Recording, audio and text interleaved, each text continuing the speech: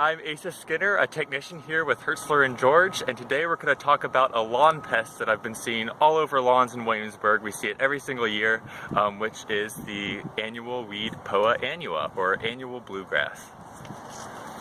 So we have our handy little specimen here. You can see that Poa annua is distinct, and then it has these bright white seed heads and also this lime green foliage. So a lot of times in tall fescue lawns, we can tell that there's Poa. If there's a patch that's kind of very light green, if you see it on a golf course, it'll be just a really irregular patch of really lime green turf right in the middle of their greens, which makes the golf course superintendents very unhappy.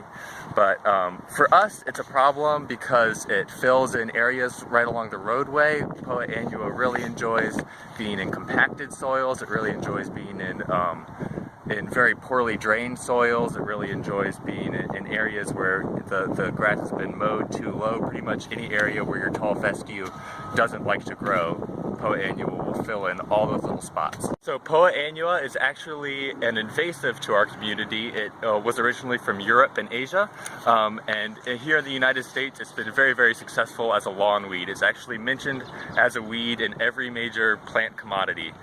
So people are very, very incentivized to develop a way to take it out. Thus far, they have not been very successful. The problem with removing Poa out of an ornamental turf like your lawn is that it is very genetically similar to the tall fescue that we've planted there. And so the problem is that we can't develop a chemical that can really differentiate between your tall fescue and your Poa annua. So if we were going to just spray something to take out all your Poa, it would also really, really damage your fescue. Even more than that, within the Poa annua biotypes, there's lots and lots of different genetic variations. Some of them are annuals, some of them are perennials, and so even if we were going to develop something to take out a lot of Poa annua, we still wouldn't be able to get it all.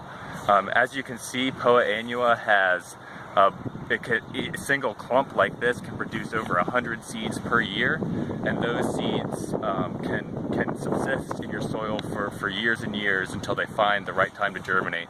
And so if you're seeing a bunch of Poa in your lawn this year, it's likely seeds from 2 or even 3 years ago that have just now seen the opportunity to germinate and do really well.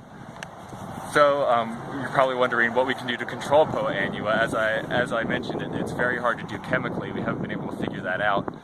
But if you have a big patch of Poa annua in your lawn, that's really an area that everything that I've read and everything that I've heard from experts in this field say that really the only way to control it is to outcompete it with your ornamental grass. So what we really need to do, if you have an area in your lawn that you're really worried about Poa, or if you have an area that always has Poa at this time of year, that's really an area that we need to focus on this fall, relieving compaction by doing a lot of core aeration. That's an area that we really need to overseed. Maybe we can add some compost. You need to get on a regular fertilizing schedule if you're one of our customers and you're already on that.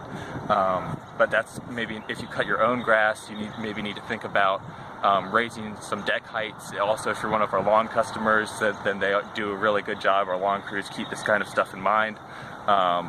But the cultural practices surrounding getting rid of Poa are going to be a lot more effective than anything that we can do chemically.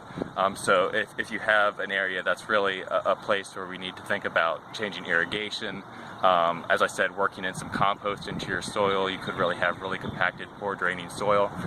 Also, if you have a really shaded spot, that's something that we can think about. Yeah, thank you guys for watching. We are going to be trying to put out regular videos, and so if you have any questions that you would like for us to answer in these videos, feel free to email us. I'll supply that email link below, and we will try to answer anything that we can.